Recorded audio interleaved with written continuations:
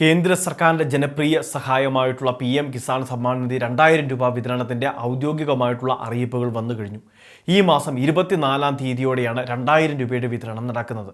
നമ്മളുടെ സംസ്ഥാനത്തും 1/4 കോടിയോളം വരുന്ന കർഷകരുടെ വീടുകളിലേക്ക് ഈ ധനസഹായം എത്തിച്ചേരുകയും ചെയ്യും. 18 ഗഡുകളിലൂടെ 36,000 രൂപ നമുക്ക് ലഭിച്ചു കഴിഞ്ഞു. ഇനി 19ാമത്തെ ഗഡുവാണ് വിതരണം ചെയ്യുന്നത്. ഈ ധനസഹായം തുടർന്ന് നമുക്ക് ലഭിക്കണമെങ്കിൽ കർഷകർക്ക് ID ഉൾപ്പെടെയുള്ള പ്രത്യേക കാര്യങ്ങൾ കേന്ദ്ര സർക്കാരിൻ്റെ നിർദ്ദേശാനുസരണം സംസ്ഥാനത്ത് നടപ്പിലാക്കാൻ തുടങ്ങിക്കഴിഞ്ഞു. കാരണം മറ്റൊന്നുമല്ല, കർഷകർക്ക് ഈ ഒരു 2000 രൂപ മാത്രമല്ല ഇനി ഭാവിയിൽ ലഭിക്കാൻ പോകുന്നത്. അവർക്ക് കാർഷിക വായ്പ ഇനത്തിൽ 5 ലക്ഷം രൂപ വരെയുള്ള ധനസഹായം. അതിന് വാർഷിക പലിശ നിരക്ക് 4% മാത്രമേ ഉള്ളൂ.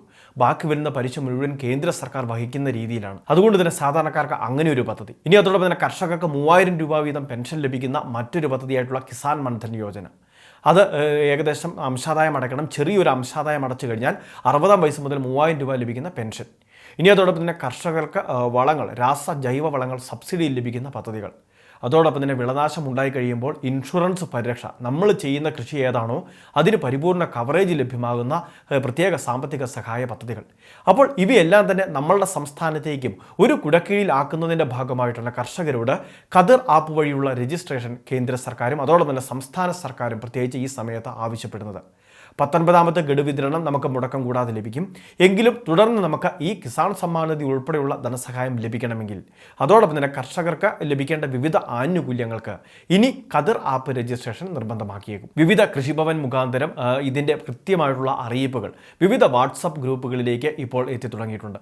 ഓരോ തദ്ദേശ സ്ഥാപനങ്ങൾക്ക് കീഴിലുള്ള കൃഷിഭവനിൽ നിന്ന് ആ പഞ്ചായത്തിന് കീഴിലേക്ക് അല്ലെങ്കിൽ ആ തദ്ദേശ സ്ഥാപനത്തിന് കീഴിലേക്ക് വിവിധ പ്രാദേശിക വാട്സപ്പ് ഗ്രൂപ്പുകളിലെല്ലാം ഇതിൻ്റെ ഔദ്യോഗിക അറിയിപ്പുകൾ എത്തിച്ചേരുന്നത് കാണാൻ സാധിക്കും. കർഷകർ തീർച്ചയായിട്ടും ഇതിൽ പേര് രജിസ്റ്റർ ചെയ്യുന്നതിന് വേണ്ടി ശ്രദ്ധിക്കണം. കർഷക ID ജനറേറ്റ് ചെയ്യണം. കാരണം മറ്റൊന്നുമല്ല, അവർക്ക് വിവിധ ആനുകൂല്യങ്ങൾ ഇനി ഈ ഒരു സംവിധാനത്തിലൂടെയാണ് വിതരണം ചെയ്യുന്നത്. അതുകൊണ്ട് തന്നെ നമ്മളുടെ സമയവും സാഹചര്യമൊക്കെ നോക്കി അടുത്തുള്ള ഓൺലൈൻ സർവീസ് സെൻറ്ററിലോ അതല്ല എങ്കിൽ നമ്മുടെ വീടുകളിലിരുന്ന് ചെയ്യാം, സ്മാർട്ട് ഫോൺ വഴി ചെയ്യാൻ സാധിക്കുന്നതേ ഉള്ളൂ.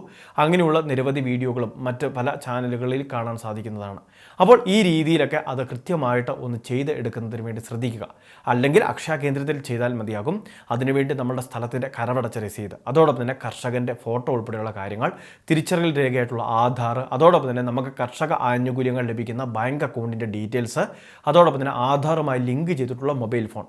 അപ്പോൾ ഇത്തരം രേഖകളൊക്കെ ആയിട്ട് നമുക്ക് അടുത്തുള്ള ഓൺലൈൻ സർവീസ് സെൻറ്ററിൽ എത്തിച്ചേർന്നാൽ നമുക്കിത് ചെയ്യാൻ സാധിക്കും. അക്ഷയ കേന്ദ്രങ്ങൾ വഴിയൊക്കെ ഇത് ചെയ്യാനുള്ള സംവിധാനങ്ങൾ ക്രമീകരിച്ചിട്ടുണ്ട്. ഇത് ചെയ്യാതിരുന്നു കഴിഞ്ഞാൽ ഭാവിയിൽ നമുക്ക് ലഭിക്കേണ്ട വിവിധ കാർഷിക ആനുകൂല്യങ്ങൾ അല്ലെങ്കിൽ കർഷകർക്ക് ലഭിക്കേണ്ട വിവിധ ബെനിഫിറ്റുകൾ അത് നഷ്ടമാകുന്നതിന് കാരണമാകും. അതുകൊണ്ട് തന്നെ സർക്കാർ പറയുന്ന കൃത്യമായിട്ടുള്ള ഈ അറിയിപ്പുകൾ അല്ലെങ്കിൽ ഈ കാര്യങ്ങൾ കൃത്യസമയത്ത് ചെയ്യുന്നതിന് വേണ്ടി ശ്രദ്ധിക്കേണ്ടതാണ്. അതുകൊണ്ട് തന്നെ കിസാൻ സമ്മാൻ നിധിയുടെ ആനുകൂല്യം വാങ്ങുന്നവരും ഇനി ഈ കിസാൻ സമ്മാൻ നിധി പോലുള്ള വിവിധ സ്കീമിലേക്ക് രജിസ്റ്റർ ചെയ്യാൻ ആഗ്രഹിക്കുന്ന കർഷകരും പുതുതായിട്ട് കൃഷിഭൂമി വാങ്ങുന്നവരുമെല്ലാം ഈ ഖദർ രജിസ്ട്രേഷൻ കൂടി ചെയ്യുന്നതിന് വേണ്ടി ശ്രദ്ധിക്കുക. എല്ലാവരിലേക്കും അറിയിപ്പ് ഷെയർ ചെയ്തെത്തിക്കുക. ഇതുപോലുള്ള വിവിധ അറിയിപ്പുകൾ തുടർന്നും ലഭിക്കാൻ നമ്മുടെ ചാനൽ സബ്സ്ക്രൈബ് ചെയ്യുക, ഫോളോ ചെയ്യുക.